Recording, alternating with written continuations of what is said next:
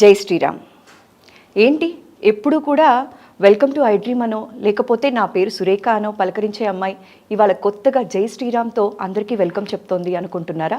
జై శ్రీరామ్ అని వందనం చేస్తే అటువైపు ఉన్న వ్యక్తి ఎవరైనా సరే ప్రతివందనం చేయలేదు అని చెప్పి ఒక ఉద్యమానికి దిగారు ఒక వనిత. నిలువెత్తు బంగారం అని చెప్పచ్చు. మన ఆధ్యాత్మిక విలువల్ని, మన సంస్కృతిని, మన భారతీయ సనాతన ధర్మాన్ని చాటి చెప్తూ ఎన్నో ఉద్యమాలు చేశారు ఆవిడ. రూపాయి కాసంత బొట్టు, చక్కటి చీర కట్టుతో ఎప్పుడూ కూడా అందరికీ ఎలా బ్రతకాలి మన సనాతన ధర్మాలు విలువల గురించి చెప్తూ ఉంటారు. ఆధ్యాత్మిక మేళవింపుతో ఆవిడ చిరునవ్వుతో అందరినీ పలకరిస్తూ ఉంటారు. భారతీయం ఇంటి పేరుగా మార్చుకున్న మన భారతీయం సత్యవాణి గారితో ఇవాళ మనం మాట్లాడబోతున్నాం. జై శ్రీరామ్ అమ్మ. జై శ్రీరామ్ అమ్మ. జై శ్రీరామ్ అనే పదానికి ప్రతివందన చేయలేదు అని చెప్పి అవతల ఒక గవర్నర్ ఉన్నప్పటికీ కూడా వారి మీద ఉద్యమానికి దిగి నవయుగ ద్రౌపదిగా మారి నేను అయోధ్యలో శిలాన్యాసం చేసే వరకు ముడి వెయ్యను అని చెప్పి శపథం చేశారు కదమ్మా. అవునమ్మా. కలియుగంలో కూడా శపథాలు చేస్తారా అని చెప్పి మీలాంటి వాళ్ళని చూసాకే నాకు తెలిసింది. నాకు తెలిసి కలియుగంలో శపథం చేసిన ఒకే ఒక నారీమణి మీరే అయి ఉంటారమ్మా. అంటేమ్మా, ఏ శపథమైనా ఒక ఆవేదన నుంచి, ఒక ఆవేశం నుంచి పుట్టుకొస్తుంది. అంటే ఆవేదన వెనుక కొంత అర్థం కూడా, పరమార్థం కూడా ఉంటేనే కదా వచ్చేది. అవునా కదా? అందుకని ఆ సిచ్యువేషన్లో కలిగినటువంటి సన్నివేశాన్ని బట్టి నాకు కలిగినటువంటి ఆవేదనతో కూడిన ఆవేశం నా చేత పనిచేయించింది. అమ్మ, ఆవేదనతో కూడిన ఆవేశం అని అంటున్నారు, కానీ చాలామంది సనాతన ధర్మం పైన ప్రేమానురాగాలు ఉన్నప్పటికీ కూడా ఎక్కడో వెనకడుగు వేస్తూ ఉంటారమ్మా. ఎందుకు అంటే ఝాన్సీ రాణి లక్ష్మీబాయి ఎదురింట్లోనో పక్కింట్లోనో ఉంటే చాలా బాగుంటుంది, మన ఇంట్లో ఉండకూడదు. ఎందుకు, నీకు అవసరమా ఉద్యమాలు ఇవన్నీ అంటూ ఉంటారు. అయితే మీరు, నాకు తెలిసి మీ అనుభవం అంత లేదమ్మా, మా వయసు ఎన్నో సంవత్సరాల నుంచి మీరు ఇలాంటి సేవలు ఉద్యమాలు ఎన్నో చేస్తూ ఉన్నారు కదా. అయితే మీ ఇంట్లో ఎవరు కూడా మిమ్మల్ని ఆపలేదమ్మా? ప్రోత్సహించారా? అందరూ కూడా ఆపలేదమ్మా, అది పూర్తిగా ప్రోత్సహించారు. బహుశా ప్రోత్సహించటం వెనుక ఒక గొప్ప అనుగ్రహం ఉంది. ఆ అనుగ్రహమే నడిచే దైవం పరమాచార్య గురువు శ్రీ శ్రీ శ్రీ చంద్రశేఖరేంద్ర సరస్వతి మహాస్వామి వారి యొక్క అనుగ్రహం ఆశీస్సులు. అమ్మ, గురు బ్రహ్మ గురు విష్ణు గురు సాక్షాత్ పరబ్రహ్మ అంటారు. మీకు గురువుగారంటే ఎంత అభిమానం అంటే ప్రతి ఇంటర్వ్యూలో వారి పేరు తలవకుండా మీరు అసలు మాట్లాడిన రోజే లేదు. ఎంత బాగా గమనించావు తల్లి. అంతే కదమ్మా, మాటకి ముందు ఆయన్ని తలవకుండా ఉండరమ్మా. అసలు ఆయన్ని తలుచుకోగానే మీ కళ్ళంబట నీళ్ళు ఏంటమ్మా? ఆయన లేకపోతే నేను లేను కాబట్టి. అమ్మా, పెదవి మాత్రమే నాది, పదవి నా గురువుది. ఏ మాట నేను మాట్లాడేది నాది కాదు, వారే పలికిస్తున్నారు. ఇది వాస్తవం. అమ్మ, అయితే ఇప్పుడు అంత గొప్ప గురువుల్ని ఆరాధిస్తున్నాం కదా, కొంతమంది పుట్టగొడుగుల్లాగా పుడుతున్న గురువు పేరు చెప్పుకొని మిస్లీడ్ చేస్తున్నారు కదమ్మా. అవునమ్మా. వారి వల్ల అసలైన గురువులకి కూడా చెడ్డ పేరు వచ్చే అవకాశాలు చాలా ఉన్నాయి, వచ్చేసాయి కూడా. దీని మీద మీ అభిప్రాయం ఏమి? భలే ప్రశ్న వేశావు సురేఖ. దానివలననే సనాతన ధర్మానికి చాలా అవమానం జరుగుతోంది. అనేక మంది అన్యమతస్థులు వేళాకోళం చేయడానికి కూడా మనమే అవకాశం ఇస్తున్నాం. ఎందుకనంటే మన వేద వాంగ్మయం ఏదైతే చెప్పిందో ఆ వాంగ్మయాన్ని సరిగ్గా అవగాహన చేసుకోకపోవడం వల్ల, అర్థం చేసుకోకపోవడం వల్ల, ఎవరికి వారికి తోచినట్టుగా నిర్వచనాలు చెప్పుతూ ఉండడం వల్ల ఈ ప్రమాదాలు జరుగుతున్నాయి. దానిని ఆసరాగా చేసుకుని కొంతమంది సొమ్ము చేసుకుంటూ, శిష్యగణాన్ని పెంచుకుంటూ, ప్రచారకులను తయారు చేసి వారి స్వార్థం కోసం చేస్తున్నటువంటి కార్యక్రమాల వల్ల చాలా నష్టం జరుగుతోంది. ఇది కాలజ్ఞాని వీరబ్రహ్మేంద్ర స్వామి ఎప్పుడో చెప్పారు. ఈ కలియుగంలో అటువంటి నకిలీ బాబాలు, నకిలీ స్వాములు చాలామంది దిగి వస్తారు, జాగ్రత్తగా మసులుకోవాలనేటువంటి విషయం చెప్పారు. అయితే కలియుగంలో ఉన్న మనుషులు కూడా అటువంటి కలికే ప్రభావితం అవుతారు. ఎందుకని? కలిపురుషుడికి ఉన్నదంతా అధర్మం అవలక్షణాలే కదా. ఎవరి దగ్గర అయితే అధర్మం ఉంటుందో వాళ్ళకే సపోర్ట్ చేస్తాడు అంటారు కదా కలిపురుషుడు. వాళ్ళకే సపోర్ట్ చేస్తాడు, వాళ్ళనే దగ్గరకు తీసుకుంటాడు. అందుకనే ఏం చెప్పింది మనకి, ఈ కల్మష నాశిని, ఈ కల్మషాన్ని నాశనం చేయాలని భగవన్నామ సంకీర్తన, భగవంతుడిని వేడుకోవడం తప్ప మరొక శరణాగతి లేదు అనేటటువంటిది మనకి భాగవతం కూడా చెప్పింది కదమ్మా. కాబట్టి ఇది జరుగుతూ ఉంటాయి. కాకపోతే మనం నిరాశపడనక్కర్లా. ఎవరైతే విశిష్టమైనటువంటి వ్యక్తులు ఉన్నారో, ఇప్పుడు ఉన్నారుగా, అవును, చాలామంది గొప్ప వ్యక్తులు ఉన్నారు, ఇప్పటికీ తెరచాటునున్నారు, తెర మీద ఉన్నారు. వారందరూ చేస్తున్నటువంటి కృషి వల్ల ఈ మేలైనటువంటి ఈ విత్తనాలు విశిష్ట వ్యక్తుల మీదనే మళ్ళీ సత్యయుగం ఆరంభం అవుతుంది. అందుకని మనం దిగులు చెందనక్కర్లా. అమ్మ, ఇందాక మీరు మాట్లాడినప్పుడు చెప్పారు, నాకు ఇంట్లో వాళ్ళు ఏ రోజు నన్ను ఆపలేదండి, చాలా సపోర్ట్ ఇచ్చారు అని చెప్పి. అయితే నాన్నగారికి మీకు ఉన్న బాండింగ్ చాలా చక్కగా చెప్తూ ఉంటారమ్మా ఇప్పుడు. అవునమ్మా. ఇప్పుడు ఆయన సపోర్ట్ లేకుండా ఉంటే బహుశా మేమందరం కూడా సత్యవాణి గారి మాటలు ఇంత చక్కగా వినేవాళ్ళు కాదేమో. అందరూ కూడా చాలామంది అంటారు, పెళ్ళితో నా కలలన్నీ నిర్వీర్యం అయిపోయాయి, ఫుల్ స్టాప్ పెట్టేశాము, నన్ను ఒక ఇంట్లో గృహిణిలాగే చేశారు అంటారు. ప్రతి ఒక్కళ్ళు చెప్పేది ఏంటి అంటే, ఒక మగవాడి సక్సెస్ వెనక ఒక ఆడది ఉంటుంది అంటారు. కానీ ఒక ఆడది సక్సెస్ అవ్వాలి అంటే వెనక మగాడి సపోర్ట్, ఎగ్జాక్ట్గా చెప్పాలి అంటే భర్త సపోర్ట్ చాలా అవసరం అంటారు. అవునమ్మా. అంతలా సపోర్ట్ చేశారు కదమ్మా మీకు నాన్నగారు. నాన్నగారు లేని లోటు ఎలా భరిస్తున్నారండి? లోటే, కానీ ఆయన ఇచ్చినటువంటి ధైర్యం, భరోసా, నా మీద ఉన్నటువంటి అపారమైనటువంటి నమ్మకం. భార్యలను చాలామంది ప్రేమిస్తారు, కానీ ఆయనను ఆరాధించారమ్మా. ఎంత బ్యూటిఫుల్గా ప్రజెంట్ చేశారు తెలుసా అమ్మ. భార్యల్ని ప్రేమిస్తారు అందరూ, కానీ ఆయన నన్ను ఆరాధించారు. ఎంత అదృష్టం అమ్మ మీది. నిజంగా ఆయన ఒక జీవన యోగి. చాలామంది పెద్దవాళ్ళు, నాకు పరిచయం ఉన్న వాళ్ళు అంటూ ఉంటారు, నీ ఇంట్లోనే ఒక యోగి ఉన్నప్పుడు ఇంకా నువ్వు స్వామీజీల దగ్గరికి ఎందుకమ్మా వెళతావు అంటూ ఉండేవారు. నిజంగా ఆయన ఒక స్వామీలకు ఉండవలసినటువంటి అన్ని లక్షణాలు వారిలో ఉన్నాయమ్మా. గృహస్థాశ్రమంలో ఉంటూ వారిద్దరి పిల్లలకి జన్మనిచ్చి నన్ను ప్రతి విషయంలో కూడా వారు ఎంకరేజ్ చేస్తూ, నేను ఆర్జించింది కానీ ఏదైనా కూడా సమాజానికి ఇచ్చేస్తున్నప్పుడు కానీ ఎప్పుడూ నన్ను ఆయన వారించలేదు, పైగా నన్ను ప్రోత్సహించారు. తాను ఉద్యోగంలో కాస్తో కూస్తో తను ఆర్జించినటువంటి జీతంలో ఉన్న ప్రావిడెంట్ ఫండ్లో వచ్చినట్టు కూడా సమాజానికి కూడా ఆయన కూడా ఇచ్చేశారు. నిష్కామంగా, ఎక్కడా తన పేరు కానీ తనకి ఎక్కడ బయటికి రావాలని కానీ తనని గురించి కొంత గొప్పగా చెప్పుకోవాలని కూడా ఎప్పుడు ఆశించాల. తన ఉద్యోగ ధర్మాన్ని కూడా అలాగే నిర్వర్తించారు ఆయన.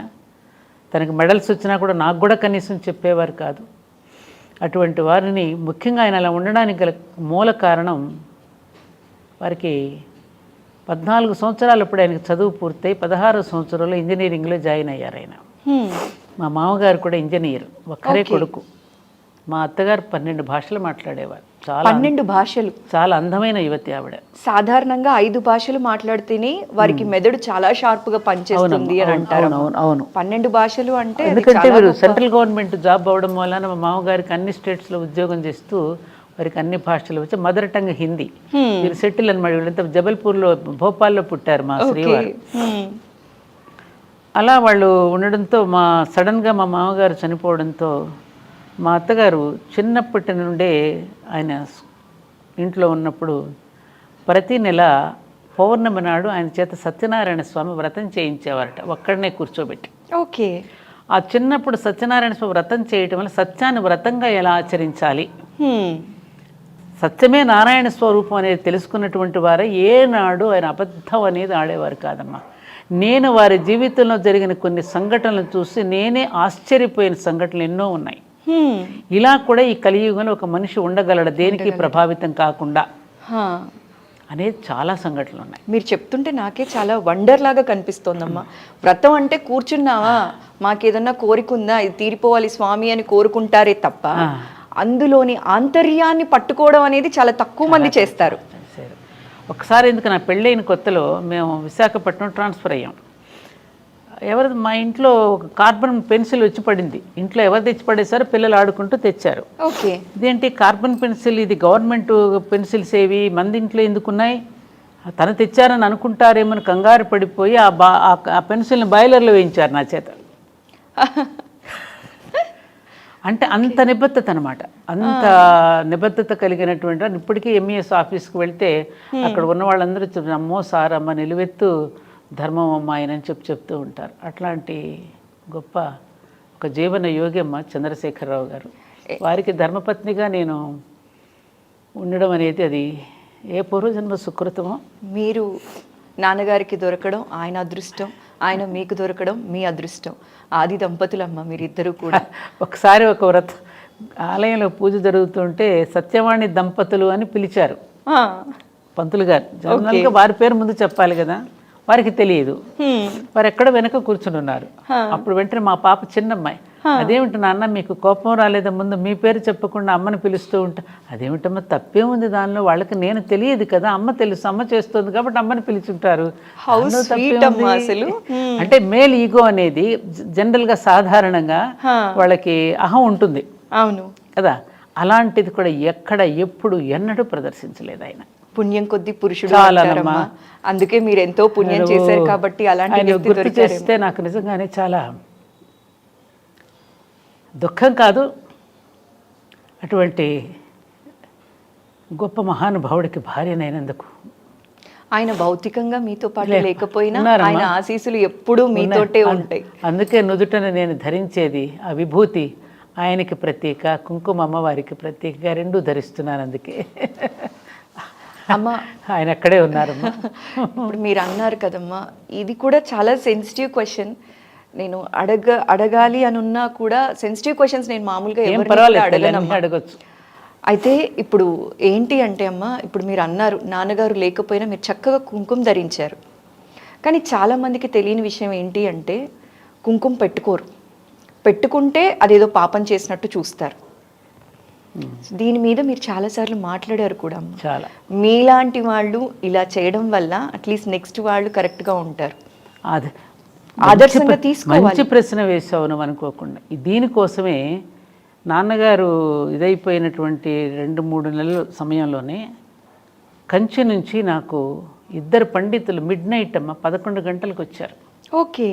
వచ్చి నాకు కుంకుమ విభూతి ఇచ్చి శంకరాచార్య పంపించారు, ఇది మిమ్మల్ని ధరించమని తమిళ్లో చెప్పారు.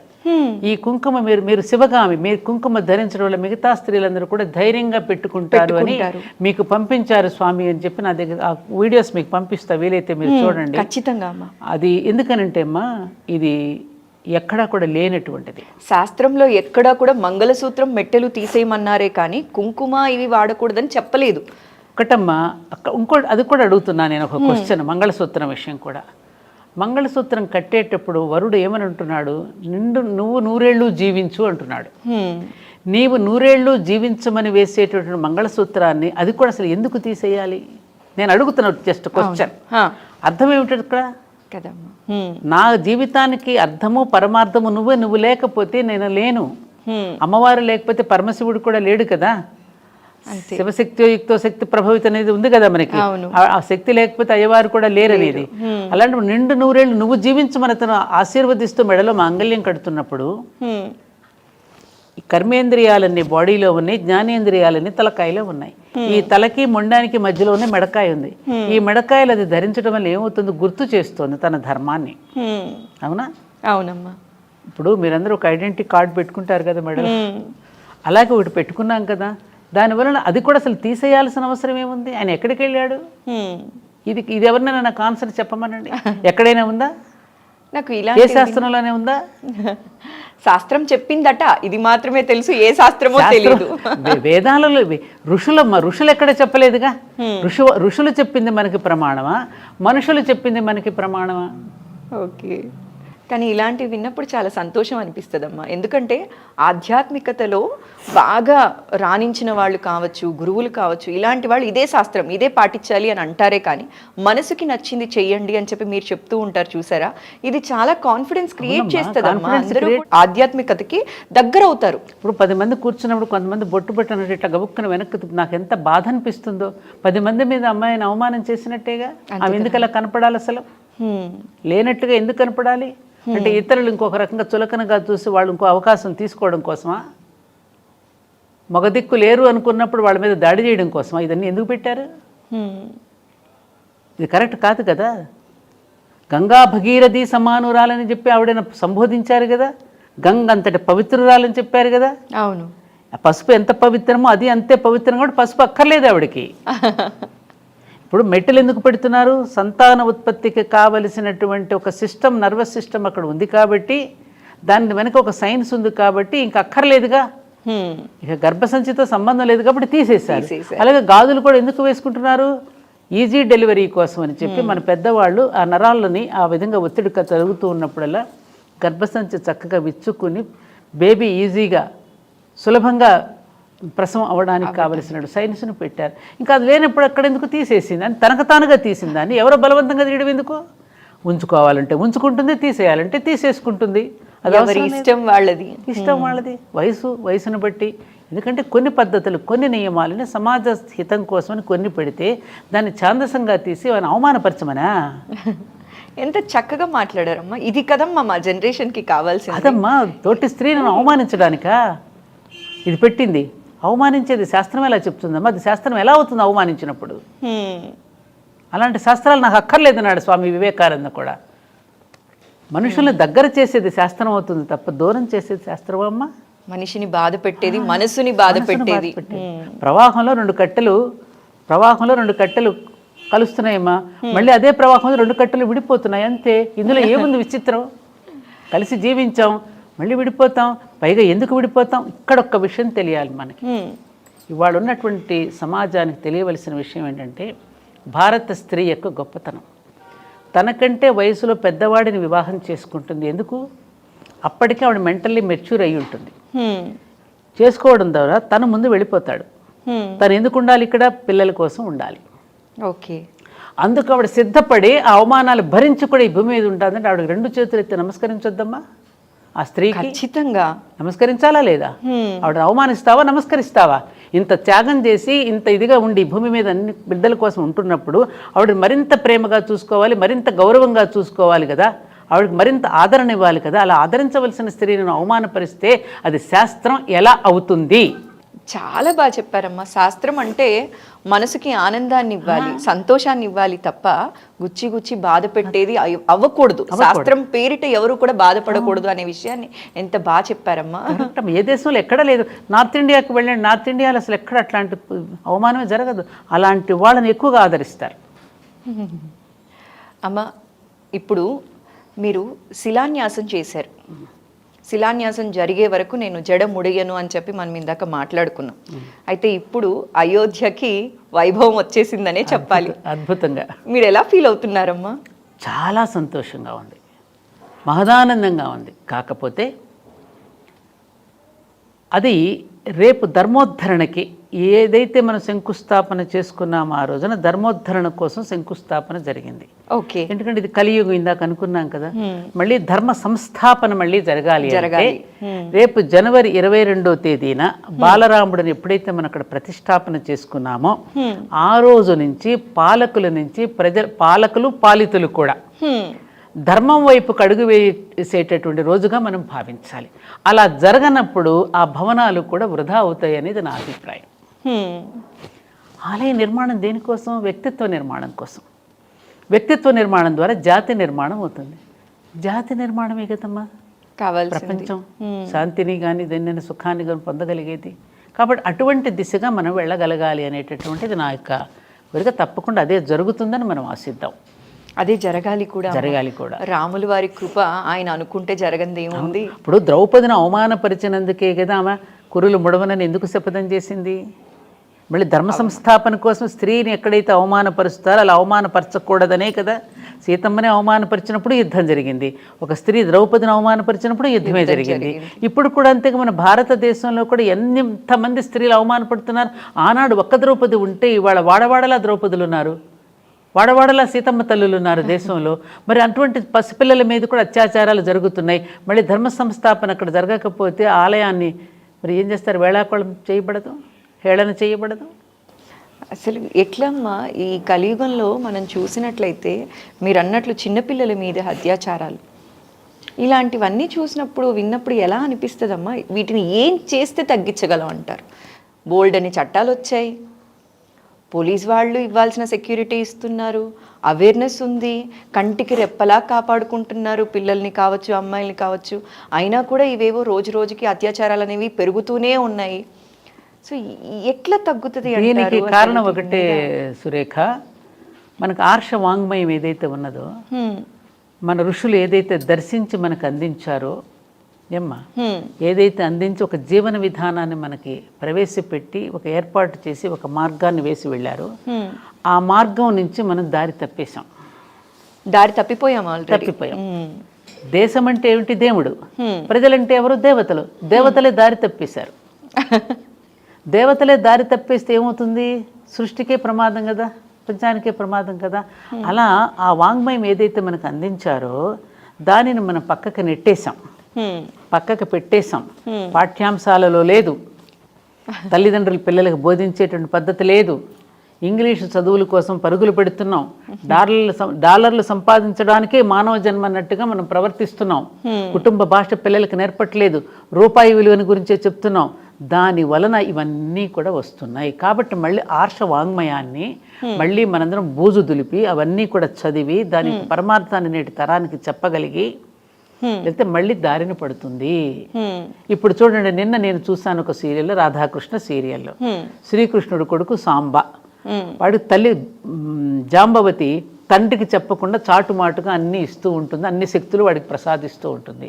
వాడి చివరికి ఏంటి, గారాభంగా పెరిగి తల్లి దగ్గర ఎలా అయితే ధృతరాష్ట్రుడు కనుక దుర్యోధనుడికి ఎట్లయితే ఇచ్చాడో అలా నేర్పి చివరికి శ్రీకృష్ణుడిని చంపడానికి తయారవుతాడు, దుర్మార్గుడిగా రూపొందుతాడు.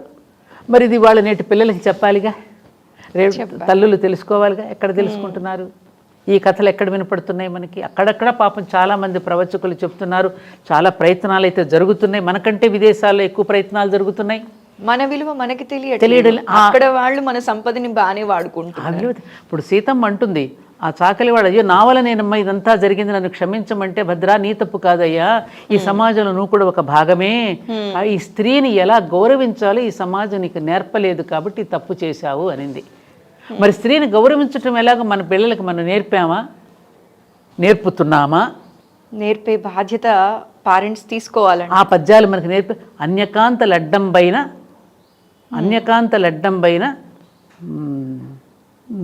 తొలగువాడు, పక్కకు తొలిగేవాడు, అట్లా వెళ్ళిపోయేవారు కదా. వివాహిత స్త్రీలను చూస్తే నమస్కారం చేసేవారు.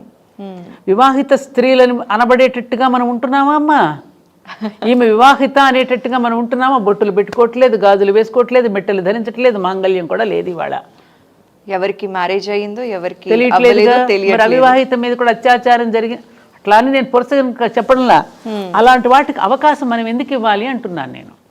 అమ్మ, ఇది ఒక యాంగిల్ అయితే మీరు అంటున్నారు కదా, కొందరు పంచమాంగళ్యాలు కానీ ఇవన్నీ ధరించి చీరకట్టు ఇవి చేస్తే వాళ్ళ మీద కమెంట్స్ ఇంకా బోల్డ్ ఉన్నాయి. పల్లెటూరు గొర్రె డైరెక్ట్ గా ఈ మాటే అంటున్నారు.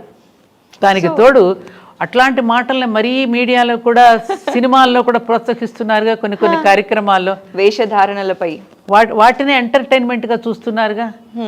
నేను మంచి మాటలు ఎంత చెట్టు కింద కూర్చుని ఒక్క రూపాయి ఖర్చు లేకుండా చెప్తాను రండి అంటే రారు. నువ్వు అదే ఒక ప్రోగ్రామ్ని కనుక ఎంటర్టైన్మెంట్గా బూతు పదాలతోనూ ద్వంద్వార్థాలను చేస్తే దానికి మిలియన్స్ పీపుల్ చూస్తున్నారు. ఎగ్జాక్ట్లీ. ఎక్కడ తప్పు జరుగుతోంది? సెన్సేషన్కి చూస్తున్నారా, సెన్స్ని పెంచేవి చూస్తున్నారా? జనాలకి కావాల్సింది అదేమో అనిపిస్తుంది. సెన్స్ అక్కర్లా, సెన్సేషనల్ న్యూస్ కావాలి. ఎగ్జాక్ట్లీ. మరి అలాంటప్పుడు ఎలా? ఎక్కడ మారాలి? ఎవరు మారాలి? ఈ మూలం ఎక్కడుంది? ఇది శోధించాలి సురేఖ.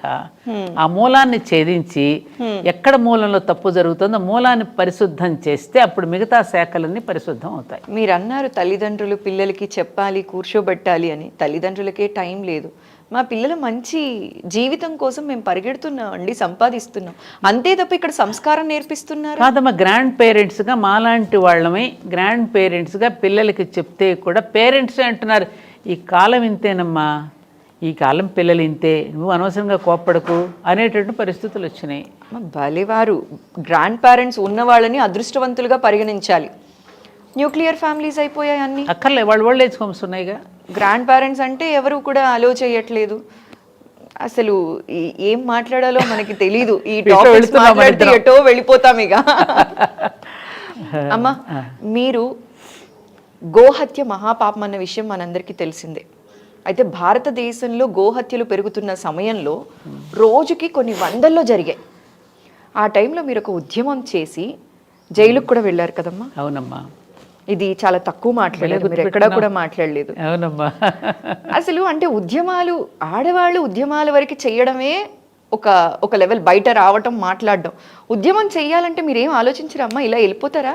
నాకున్నది సురేఖ, అది బలహీనతో తెలియదు, బలమో తెలియదు. చిన్నప్పటి నుండి కూడా ఎక్కడైనా ఒక అక్రమ అన్యాయం చిన్నప్పుడు కూడా ఏదైనా ఊళ్ళో కూడా ఏదైనా జరుగుతుంది గబుక్కు నేను పరిగెత్తేదాన్ని. ఓకే, అదేమిటో మరి భగవంతుడు నాకు ఆ ప్రవృత్తి పెట్టాడు. దానివల్ల చాలా ఇబ్బందులు కూడా ఉంటాయి, చాలా ఇబ్బందులు ఎదుర్కోవాల్సి వస్తుంది. అలా తొందరగా ప్రతిస్పందించేస్తాను దేనికైనా. ఇప్పుడు ఆవిడ నమస్కారం చేయలేదని నేను ప్రతిస్పందించడం ఎందుకు?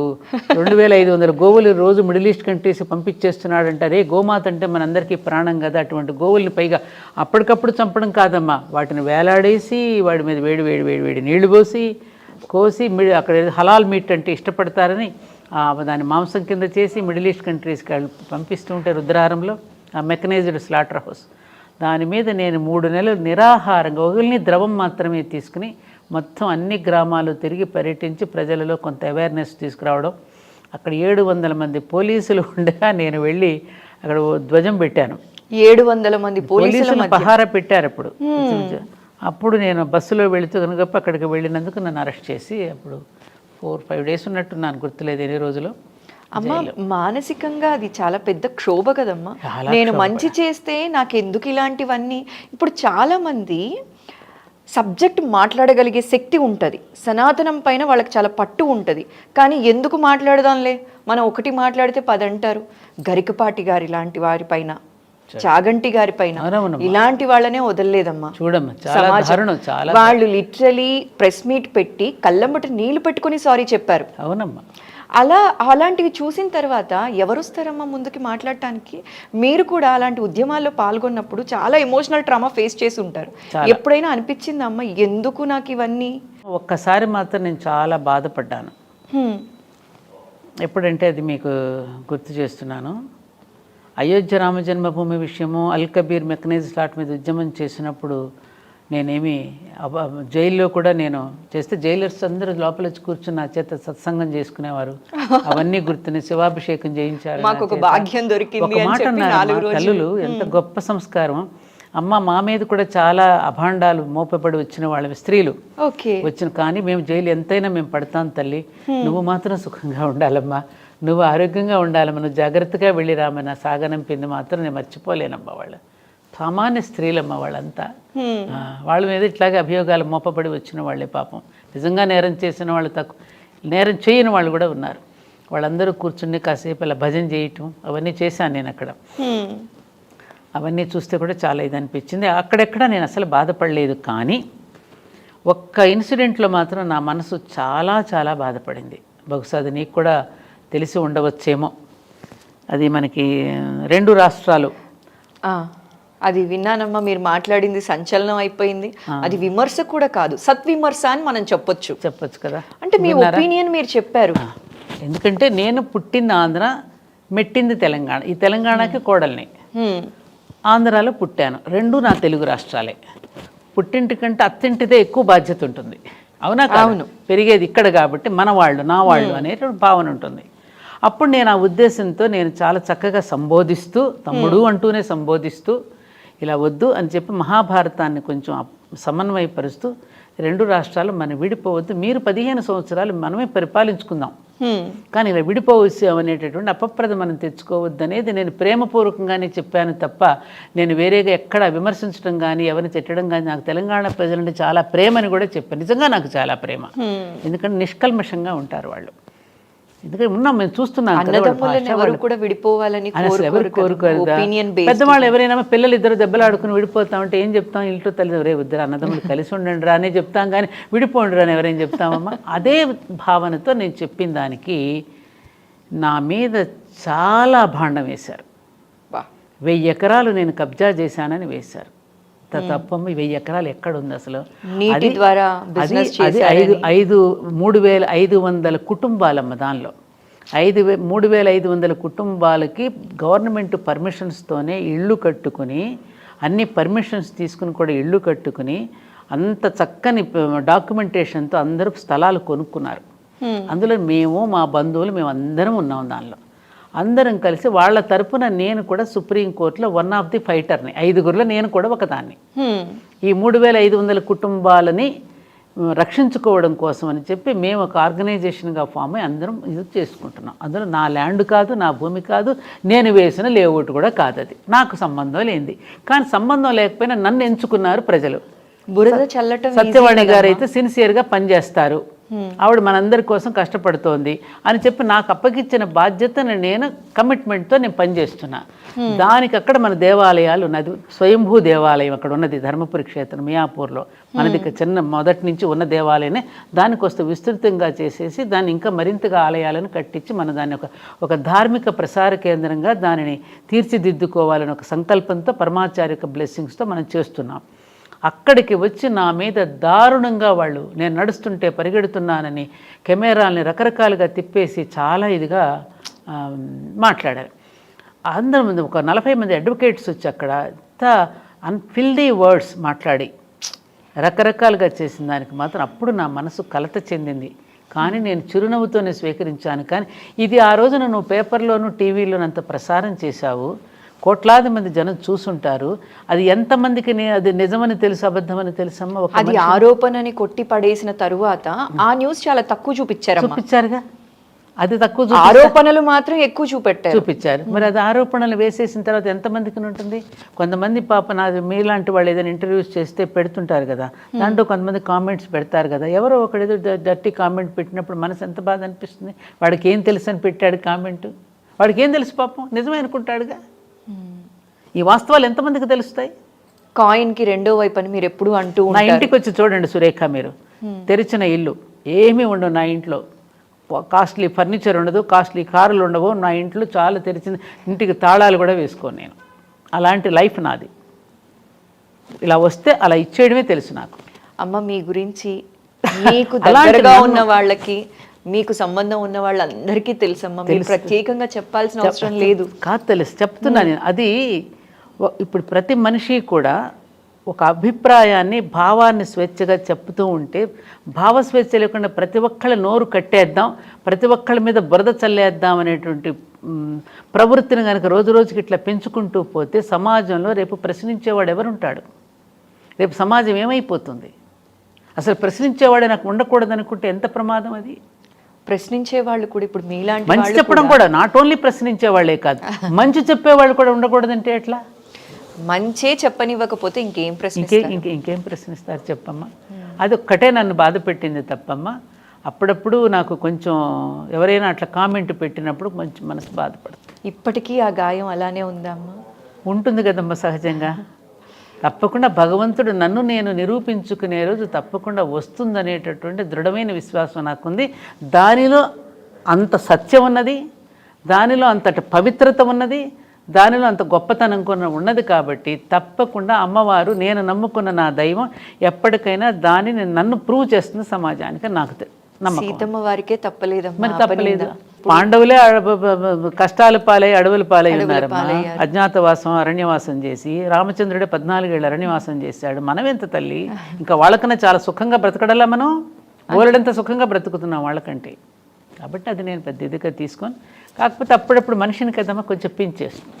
కొంచెం కాదమ్మా, అది చాలా పించేస్తుంది. ఎందుకు అంటే మనకి 10,000 పొగడతలు వచ్చుండొచ్చు, 10,000 మంది చప్పట్లు కొట్టుండొచ్చు, ఇవేవి గుర్తుండవు. బాగా చెప్పారు. ఎక్కడో ఒక విమర్శ లేకపోతే ఒక చిన్న నెగిటివ్ కమెంట్ అనేది మనసుని కోసేస్తుంది, రంపంతో కోసినట్టు. అవును, అది మనిషి మీద ఎంతటి ఇంపాక్ట్ చూపిస్తుందో అది మన మాటల్లో చెప్పలేము. అది నాకు చాలా సార్లు జరిగింది. అది రంపంలాగానే కోసేసింది మీరు అన్నట్టుగానే. బాధపడ్డా ఏం చేస్తాం మనం. అందుకే అంటారు కదమ్మా, మామూలుగా నవ్విన నవ్వులు సంతోషాలు గుర్తుండవట ఒంటరిగా ఉన్నప్పుడు. బాధపడిన రోజులు, ఏడ్చిన రోజులు ఇవే గుర్తొస్తాయట. నేను మనస్ఫూర్తిగా కోరుకుంటున్నాను మీకు ఆ గాయం కంప్లీట్గా హీల్ అయిపోయి, అది ఆరోపణ అన్న విషయం మీకు తెలుసు, అందరికీ తెలుసమ్మా, మాకు కూడా. అది ఆరోపణ అని ఎప్పుడో కొట్టి పడేశారు కూడా. ఇంకోటి ఉంది శాస్త్రం, రుద్రాధ్యాయంలో ఉన్న జంబే దధామి అంటే అలా మనం తప్పు చేయకపోయినా తప్పు చేసినట్టు మన ఎవరైనా అంటే గనక నువ్వు బాధపడకు, జంబే దధామి, శివుడి నోట్లో వేసేయమంది వాళ్ళని. నేను కూడా అదే అనుకున్నాను, అది తెలిసిందే కదా. అమ్మ, ఇప్పుడు మీరు మాటల్లో అన్నారు ఆ అమ్మవారు చూసుకుంటారు, శివుడి నోట్లో వేసేయమన్నారు అని చెప్పి. మీ ఇష్ట దైవం ఎవరమ్మా? అమ్మవారు లలిత పరమేశ్వరి. లలితా పరమేశ్వరి. మీరు రెగ్యులర్గా లలిత పఠనం ఇట్లాంటివి చేస్తూ ఉంటారమ్మా? ప్రతిరోజు నిత్యాగ్నిహోత్రం చేసుకుంటానమ్మా ఇంట్లో. ఓకే. ఇప్పుడు వాళ్ళ మార్నింగ్ కూడా నేను అగ్నిహోత్రం చేసుకునే వచ్చాను మీ దగ్గరికి. ఎందుకనంటే నేను నిత్యాగ్నిహోత్రం చేసుకోవడానికి ఒక కారణం ఉంది, అది చెప్పాలి మీకు. శ్రీ ధర్మపురి క్షేత్రం అని మన మియాపూర్లో మనం కట్టినటువంటి ఆలయాలన్నీ ఒక సముదాయంగా ఉంది. అక్కడ ప్రాణప్రతిష్ఠ జరిగింది. ఆ ప్రాణప్రతిష్ఠ జరిగిన అన్నింటిలోనూ నా ఇన్వాల్వ్మెంట్ ఉంది కాబట్టి, నేను చేయించాను కాబట్టి, నాకు లోపల ఒక బాధ ఏమిటంటే, ఆచార్యులు ఉన్నారు, పురోహితులు ఉన్నారు, పెడతారు, టైం కానీ టైం ఉండొచ్చు, ఒక్కోసారి జరగవచ్చు, జరగకపోవచ్చు. బిడ్డల్ని మనం కనిన తర్వాత మనమే పెట్టుకుంటాంగా అన్నాం. అలాగే అక్కడ ప్రాణప్రతిష్ఠ చేసిన తర్వాత వాళ్ళని కూడా మనం జాగ్రత్తగా చూసుకోవాలి కదా. అందుకని నేను ఇంటిలో ఉండే ఆ దేవతలందరికీ మన ఇంటిలో ఉండే హవిస్సులు వేస్తూ ఉంటాను అనమాట. ఓకే. ఒక బ్రేక్ఫాస్ట్ లాగా తినిపించడం అనుకో. ఎందుకంటే అగ్నిముఖంగానే కదా వారు స్వీకరించేది. అది మనం పెట్టిన తర్వాత మనం తింటాం నైవేద్యం. ఇది అగ్నిముఖంగా వేస్తే వారికి చెందుతుందనేది మనకి శాస్త్రీయ దృక్పథంతో చెప్పిన విషయం అందరికీ తెలిసిందే కదమ్మా. అలా పెట్టుకుని నేను తృప్తి పడతానంతే, ఇందులో గొప్పదేం కాదు. అందుకే ఎన్ని విషయాలు నేర్చుకోవాలమ్మా మీ దగ్గర నుంచి. మేము 8 గంటలు పనిచేసేదానికి పొద్దున్నే వచ్చేప్పుడు టైం అయిపోయిందని చెప్పి ఓ రోజు పూజ చేస్తాం, ఓ రోజు అమ్మకి చెప్పొచ్చేస్తూ ఉంటాం, ఇలా పరిగెట్టేస్తూ ఉంటాం. ఏమంటే టైం లేదు, ఉట్టి నమస్కారం పెట్టుకొని వచ్చేస్తూ ఉంటాం. ఈ వయసులో కూడా మీరు రెస్ట్ తీసుకోకుండా ఇంత ఓపిక్గా అమ్మవారికి కృతజ్ఞత చెప్తున్నారు రోజు హవిసు రూపంలో. అయితే ఇప్పుడు ఈ పూజలు ఇలాంటివనేవి చాలా తక్కువైపోయాయి కదమ్మా, నిత్య జీవితంలో చాలా తగ్గించేశారు. దైవబలం అనేది కూడా ఖచ్చితంగా కావాలి, కష్టానికి దైవబలం ఉన్నప్పుడే వాళ్ళు అనుకున్న పొజిషన్కి రీచ్ అవుతారని కూడా పెద్దలు చెప్తూ ఉంటారు కదమ్మా. అలాంటి వారికి మీరు ఇచ్చే సందేశం ఏంటమ్మా? పూజలు చేస్తున్నారమ్మ సురేఖ. ఇప్పుడు పూర్వం కంటే కూడా పారాయణలు కానీ, భగవద్గీత, లలిత, హనుమాన్ చాలీసాలు, పారాయణలు గ్రూప్గా అందరూ చేసుకోవడం, ఇళ్లలో ప్రతి ఒక్క వెనకటి రోజుల్లో వ్యవసాయదారు కుటుంబాల్లో కానీ గ్రామాల్లో కానీ పండుగ రోజు తప్ప దీపాలు వెలిగించడం అనేది ఉండేది కాదు. కార్యక్షేత్రంలో పనిచేయడం తెలుసు, పండుగ రోజున దీపం తెలుసు, సాయంత్రం దీపారాధన అంతే తప్ప పూజాధికాలు లేవు. దేవాలయానికి వెళ్ళడం, అక్కడ సమర్పించుకోవడం, ఇంట్లో మాత్రం పని చేయటం, అది అసలు కరెక్ట్ పద్ధతే అది. ఓకే. కానీ ఇప్పుడు ఉన్నటువంటి ఆధునిక కాలంలో ప్రతి చోట మన కర్ణాటక, తమిళనాడు రాష్ట్రం అంతా ప్రతి ఇంట్లో బ్రహ్మాండమైన పూజ గదులు ఉంటాయి. మన తెలుగు రాష్ట్రాల్లో అంత ఉండవు. కానీ ఇప్పుడు మన తెలుగు రాష్ట్రాల్లో కూడా ప్రతి ఇంట్లోనూ ఒక పూజ గది ఉంటుంది. బాగా మంచి ఫోటోలు అయ్యి పెట్టి రోజు నిత్యము ఆరాధన, నిత్యము పూజలు ఇప్పుడు ఎక్కువ అయ్యాయి. కాకపోతే ఈ పూజా విధానాలు ఎక్కువ అవుతున్నాయి, కానీ పూజ యొక్క పరమార్థాన్ని కూడా ఎరిగి చేస్తే ఇంకా బాగుంటుంది. ఇప్పుడు మన దీపారాధన చేస్తున్నాము, ఇది పృథ్వీతత్వానికి గుర్తుగా మనం ఏం వెలిగిస్తామంటే అక్కడ గంధం పోస్తాం. అలాగే వాయుతత్వానికి గుర్తుగా థ్యాంక్స్ చెప్పుకుంటూ ఉద్బత్తి వెలిగిస్తాం. ఏమ్మా, ఆకాశతత్వానికి థ్యాంక్స్ చెప్పుకుంటూ అక్కడ పుష్పం పెడతాం. వహిని తత్వానికి, తేజోతత్వానికి గుర్తుగా దీపం పెడుతున్నాం. ఈ భగవంతుడు మనకు అన్ని ప్రసాదించినటువంటి దీనికి అమృతతత్వం అని చెప్తూ నైవేద్యం పెడుతున్నాం. అంటే 5గురికి థ్యాంక్స్ చెప్పుకుంటున్నాగా. అక్కడేమది అలా భౌతికంగా పూజ అయితే చేస్తున్నావు, ఈ తత్వాన్ని నువ్వు ఎందుకు జీర్ణించుకోవడలా? అది నాకు అంతు పట్టదు. అంటే ప్రతిదానికి కూడా రుద్ర నమక చమకాలు వచ్చి నమః నమః నమః అంటాడు. వృక్షానికి నమస్కారం, కేశానికి నమస్కారం, దొంగకి నమస్కారం, దొరకి నమస్కారం అని అంటాడు కదా. అనన్య చింతయ అది కూడా వంట పట్టించుకున్నప్పుడు వాటికి ధన్యవాదాలు ఎందుకు చెప్పాలి, ఎందుకు చెప్తున్నావు మనం, అది ఎప్పుడు కూడా గుర్తెరిగి ఉండాలి. దాని పట్ల ఏమరపాటు చెందకుండా ఉండడం కోసం కదా మనకి చెప్పారు. అది పోతోంది, అది తగ్గుతోంది. అది కనుక ఉంటే ఇంత అమానుషం ఎందుకు జరుగుతుంది? నిజంగానే వాటికి థ్యాంక్స్ చెప్పుకుంటూ ఉన్నప్పుడు నువ్వు పర్యావరణాన్ని ఎందుకు నాశనం చేస్తున్నావు? పర్యావరణం కోసమే కదా నువ్వు థ్యాంక్స్ చెప్తున్నావు. మరి పర్యావరణానికి ఎందుకు మనం విచ్ఛిన్నం కలిగిస్తున్నావు? అక్కడ మనం ఏమరపాటు చెందుతున్నాం. ఆ వైపుగా గనుక మనం ఆలోచించగలిగితే అప్పుడు భగవంతుడు మన పూజను స్వీకరిస్తాడు అనేది మనకి శాస్త్రం చెప్పింది, అది సత్యం కూడా. ఎంత చక్కగా చెప్పారమ్మా. అయితే ఇందాకే నేను మిమ్మల్ని ఒక క్వశ్చన్ అడగాలనుకున్నానమ్మా. అప్పుడు మీరు ఎమోషనల్గా ఉండటం వల్ల నేను మళ్ళీ ఆ టాపిక్ తీయలేదు. మీరు నాన్నగారి విషయం చెప్తూ కూడా చాలాసార్లు చెప్పారు, మీకు మీ మధ్య బాండింగ్ అందరికీ తెలిసిందే, మీ దగ్గర మిమ్మల్ని దగ్గర నుంచి చూసిన వాళ్ళకి కావచ్చు, ఇలా చాలామందికి తెలుసు. అయితే ఈ మధ్యకాలంలో ఆ బాండింగ్ నిజంగా లేదమ్మా. లేదు. ఎందువల్ల అయి ఉండొచ్చు అంటారు? ఆ బాండింగ్ పెరగటానికి మీరు ఇచ్చే సలహా ఏంటమ్మా? ఏంటంటే అమ్మా, ఒకప్పుడు సరైన వయసులో వివాహాలు జరిగాయి. తల్లిదండ్రులు చక్కగా అన్ని వైపులా చూసి వివాహాలు చేసేవారు. అప్పుడేమయ్యేది, ఆ వివాహాలు ముందుగా మనసులు పెనవేసుకునేవి. ఇప్పుడేమవుతోంది, మనసులు పెనవేసుకోవడం పోయి శరీరాలు పెనవేసుకోవడం మొదలైంది. అందుకే అంటారు పాశ్చాత్యులకి వివాహం అంటే 2 జీవితాల కలయిక కాదు, 2 శరీరాల కలయిక. భారతీయులకి 2 జీవితాల కలయిక. Marriage is not for recreation, it is for creation అన్నారే.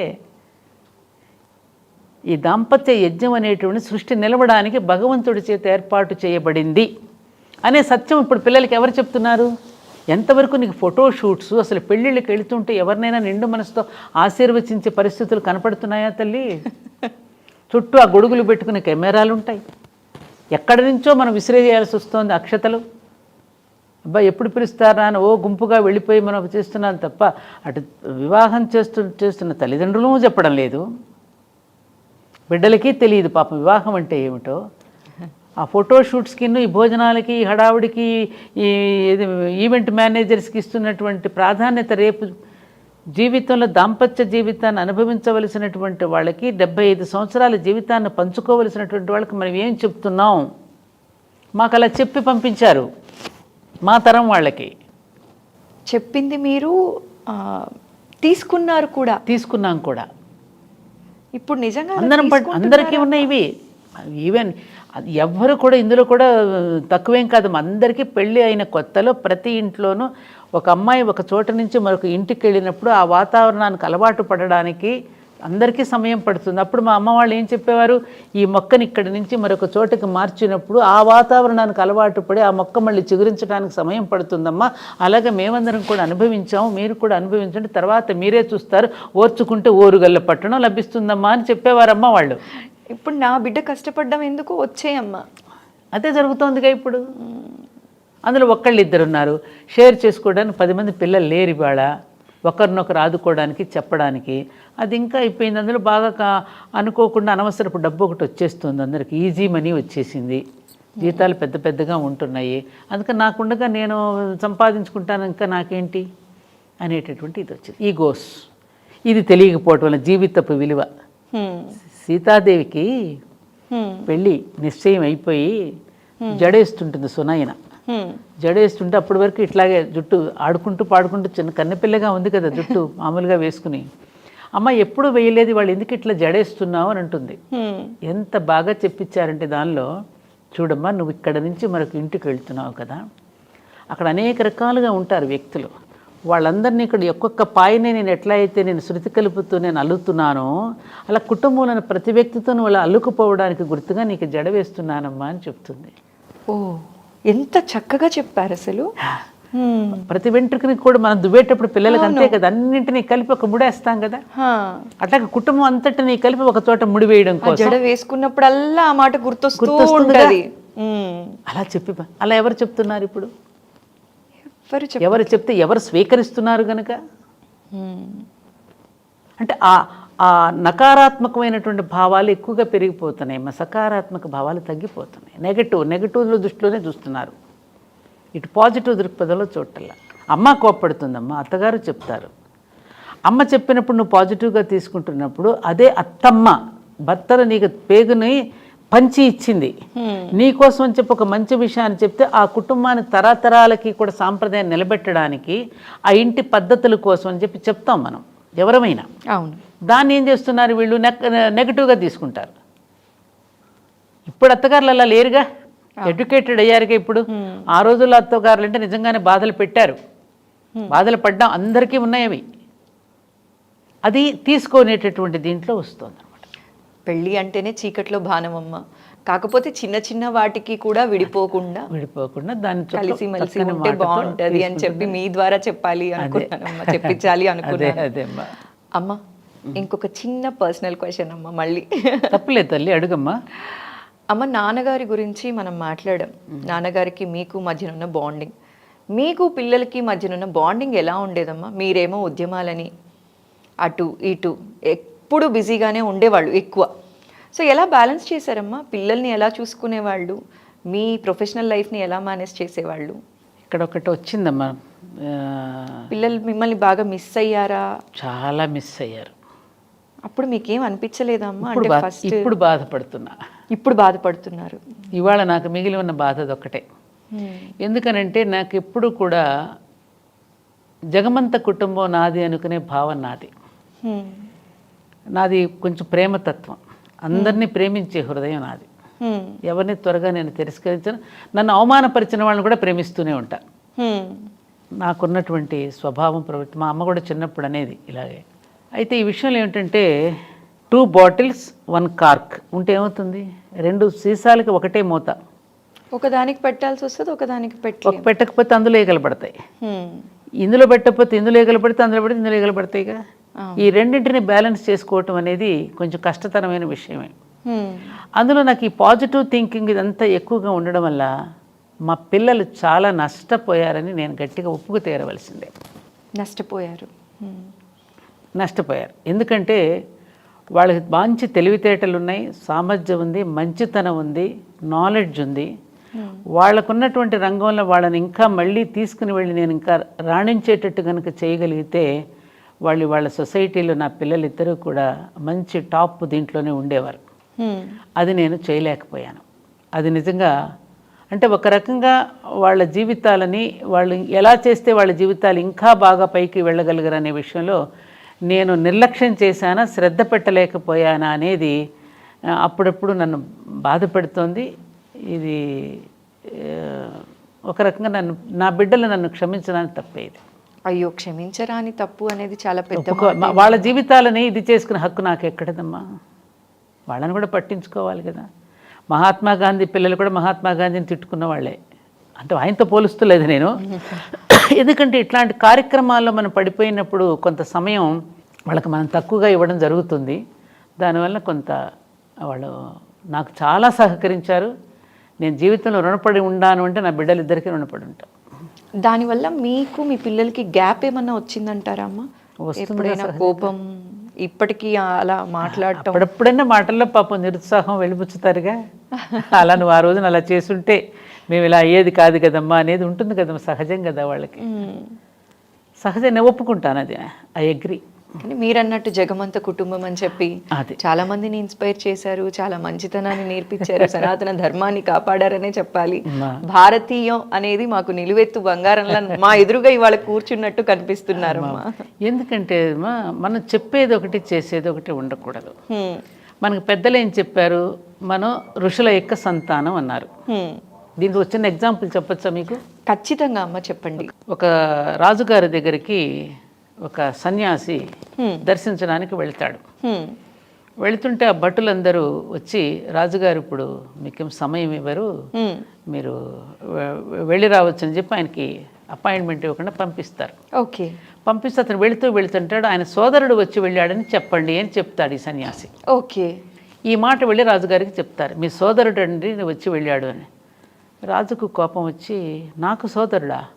నాకెవరు లేరే, మా అమ్మకి నేను ఒక్కడనే కదా, నాకు సోదరుడు అని చెప్పింది ఎవరబ్బా, పిలుచుకురండి, అతన్ని నిలదీసి అడుగుతాను అని చెప్పి కోపంగా చెప్పిస్తే వాళ్ళు మళ్ళీ వెనక్కి పిలిచి తీసుకొస్తారు. ఇప్పుడు రాజుగారు, ఏమిటయ్యా నాకు సోదరుడు అని చెప్పావంట, ఏ విధంగా నాకు సోదరుడు అవుతావు నువ్వు అని అడిగారు. అడిగితే అయితే రాజుగారు నేను ఒక 3 ప్రశ్నలు వేస్తాను, చెప్పండి. ఆ ప్రశ్నలు ఏంటమ్మా? మిమ్మల్ని పుట్టించింది ఎవరు రాజుగారు అని అడిగాడు. ఓకే. పరమాత్మ. పరమాత్మ. మరి ఆ పరమాత్మకి నేను పుట్టింది ఎవరికి ఆ పరమాత్మే. మన ఇద్దరిని పరమాత్మే పుట్టించినప్పుడు మరి మీరు నాకు సోదరుడు కాకేమవుతారు రాజుగారు? ఇంకేం సమాధానం చెప్తాడు రాజుగారు? ఏం సమాధానం చెప్తాడు?